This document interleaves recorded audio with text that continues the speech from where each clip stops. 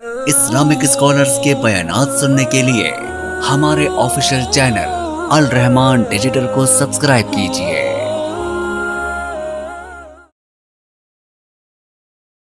اگر ایمان ہمارا ترجیح ہوتا، ہم نے مہاجرین کو نہیں دیکھا جو مکہ چھوڑ کر مدینہ چلے گئے، کیا بچا کے لائے تھے؟ سوائے ایمان کے کچھ نہیں بچا کے لائے تھے۔ ہمیں ابراہیم علیہ السلام کی زندگی پر بھی نگاہ نہیں پڑی، جنہوں نے سب کچھ لٹا دیا، بچایا تو صرف ایمان بچایا۔ ہمیں 950 سال تبلیغ کرنے والے نوح علیہ السلام پر بھی نگاہ نہیں پڑی، جنہوں نے ساری زندگی صرف ایمان بچانے کی تبلیغ کی۔ سب کچھ لٹ جائے، ایمان بچ جائے تو سمجھ لیجئے سب کچھ بچ گیا۔ ہم نے یہی تو نہیں کیا۔ اللہ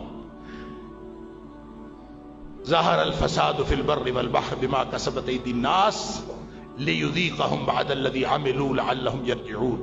یہ اس لیے چکھایا ہے کہ شاید اس جھٹکے سے ہی واپس آ جائیں، شاید یہ جھٹکا سہنے کے بعد نبی پاک صلی اللہ علیہ وسلم کی ناموس کے حوالے سے ہو، سیاسی مغلوبیت کے حوالے سے ہو، اندرونی طور پر جو خلفشار ہے، اندرونی طور پر جو لوگوں کی معاشی حالت خراب ہے، جو لوگ اپنے آپ کو پسا ہوا محسوس کرتے ہیں، شاید ان جھٹکوں سے ہی لوگوں کو پتہ چل جائے کہ بھئی دین ترجیح ہوتا ہے، ایمان ترجیح ہوتا ہے، مسلمان اور اہل ایمان کی کوئی اور چیز ترجیح نہیں ہوتی۔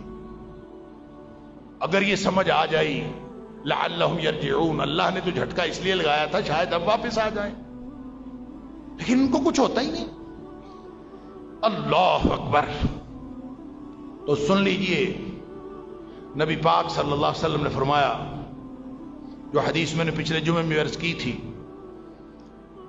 کہ اذا تبایعتم بالعین واخذتم اذناب البقر ورضیتم بالزرع، جب تمہاری ترجیحات بدلتی ہیں نا، کاروباری آدمی کی ترجیح اپنا کاروبار ہے، ذمہ دار آدمی کی ترجیح اپنا ذمہ دارہ ہے، جس کو جو آ رہا ہے بس وہ اسی بھئی اللہ نے اتنی شاندار مخلوق فکر و شعور دے کر، شعور حیات دے کر، حیوانات سے ممتاز کر کے، وَلَقَدْ كَرَّمْنَا بَنِي آدم بنا کے، لَقَدْ خَلَقْنَا الْإِنسَانَ فِي أَحْسَنِ تَقْوِيمٍ بنا کے، یہ اتنی شاندار مخلوق جس کے لیے ساری کائنات مسخر کر دی، هُوَ الَّذِي خَلَقَ لَكُم مَّا فِي الْأَرْضِ جَمِيعًا، یہ صرف اس لیے پیدا کی تھی کہ یہ کماتا رہے، کھاتا رہے اور مر جائے، بس یہ اس لیے پیدا کی تھی۔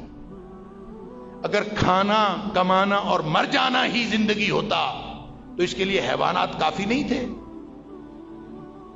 کسی بڑے مقصد سے پیدا ہونے والی مخلوق جس کو اللہ نے تکریم دی، فرشتوں سے سجدہ کروایا، اس کی حالت یہ ہے کہ بس کماتا ہے، کھاتا ہے، زندگی کی یہی ترجیح ہے، کہاں سے آئے کہاں سے نہ آئے۔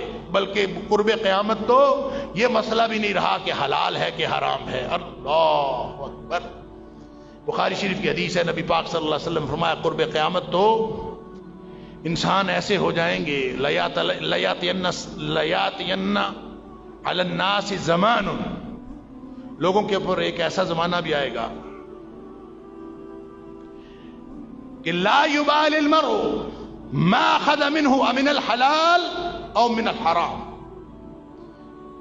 کہ قرب قیامت ایسا زمانہ بھی آ جائے گا کہ لوگ بس یہ دیکھیں گے آ رہا ہے، بس آنا چاہیے، کہاں سے آ رہا ہے، حلال سے آ رہا ہے کہ حرام سے آ رہا ہے، لوگ اس کی پرواہ نہیں کریں، یہ پرواہ ختم ہو گئی، کہاں سے، بس آنا چاہیے۔ یہ زندگی ہے۔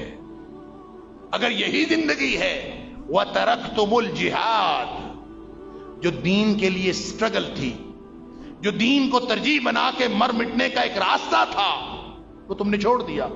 فرمایا سلط اللہ علیکم ذلًا، اللہ تمہارے اوپر ذلت و رسوائی مسلط کر دے۔ لا ينزعہ، جس نے مسلط کی ہے وہ کبھی واپس نہیں ہٹائے گا، حتی ترجعوا دینکم، جب تک تم اپنی دین کو ترجیح نہیں بناؤ۔ اللہ اکبر۔ کاش ہمیں یہ سمجھ آ جائے کہ دشمن ہماری صفوں میں گھس کے ہمارا نقصان تو کر سکتا ہے، کہیں وہ باہر کھڑے ہو کے نقصان نہیں کر سکتا. وہ چاہے کتابیں لکھے، چاہے وہ زبانی بکواس کرے، چاہے وہ عملی طور پر جو مرضی کرے، اگر ہمارا تعلق نبی اکرم صلی اللہ علیہ وسلم کے ساتھ مضبوط ہے، اگر ہمارا تعلق دین اسلام کے ساتھ مضبوط ہے، تو اللہ نے وعدہ کیا ہے کہ اسلام غالب ہونے کے لیے آیا ہے. اللہ نے وعدہ کیا ہے کہ نبی اکرم صلی اللہ علیہ وسلم کی ناموس کو کچھ نہیں ہونے والا، بشرطے کہ ہم ناموس سے جڑے ہوں.